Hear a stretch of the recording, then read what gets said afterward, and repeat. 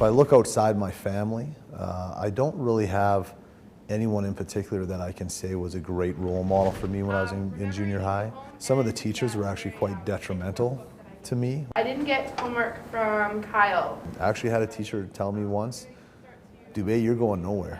You're going to be a loser. That's it. It's important for young people to have the support of other adults, not just their parents. When Kyle Dube entered junior high in St. Albert, he lacked that support, and it soon started to show. My self-esteem started to go down, so what I decided to do to fit in was try to be that funny guy. What's up, buddy? Try to be the guy who will make everybody laugh at other people's expenses. So I was so down on myself that I was going to make you feel bad before you could make me feel bad. So I started to bully some people. Such a jerk, Kyle! I didn't like who I was as a person, and I was suicidal. When a young person he grew up with committed suicide, Kyle saw how devastating it was on that person's family and friends. He started thinking about how his actions had affected others. Shortly after, thanks to the efforts of his mother, Kyle was introduced to someone who would have a deep impact on his life. I did end up in grade 12 having a good guy come into my life, a local youth pastor here in St. Albert. Kyle, there's someone at the door for you. So I'm sitting in social class and all of a sudden he's knocking on the door. And I'm thinking, what's going on? Like, this guy shouldn't be here.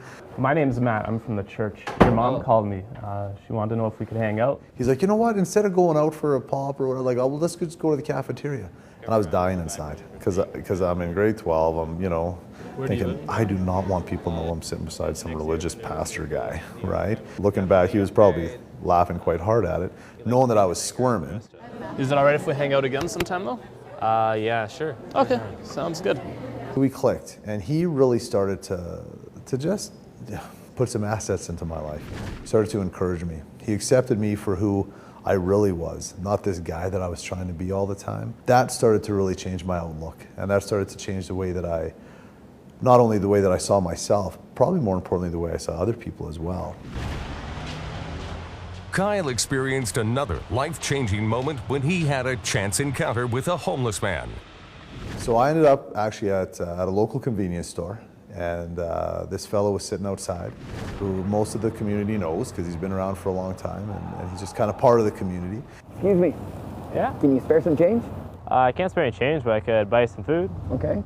He asked me for some money, and I said, well, you know what? I'm not going to give you money. How about I give you something to eat? You want a drink? Do you like pizza pops? And he said, sure. So I went in and I got that, bought myself that as well. And I don't even know why I did it, but I did it. And I sat down, probably spent an hour to 2 hours. I learned that we weren't so different. I learned that he had a lot of opportunity in his life, that he just chose not to go down some certain roads.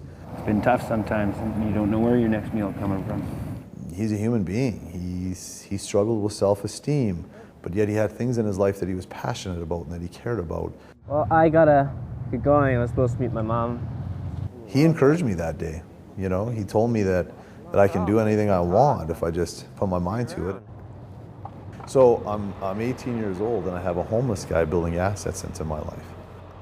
Upset the fruit basket. That moment helped Kyle realize his passion in life, helping others. Today, he works with youth at risk, teenagers who've had a tough life. He's there to help them improve their self-esteem and build hope for tomorrow. What words of advice does this father of three have for adults who want to make a difference in the lives of young people? It's all about relationship building. Rules minus a relationship equals rebellion. Rules plus a relationship equals respect. Go. We're going to have rules on young people. You have to have a relationship with them or they will rebel. But a lot of young people I know, they like just sitting in front of a computer screen or a TV and playing video games. Well, if that's their thing, sit beside them and learn how to do it. Invest time into what they want to invest time into. That's how you make connections with young people.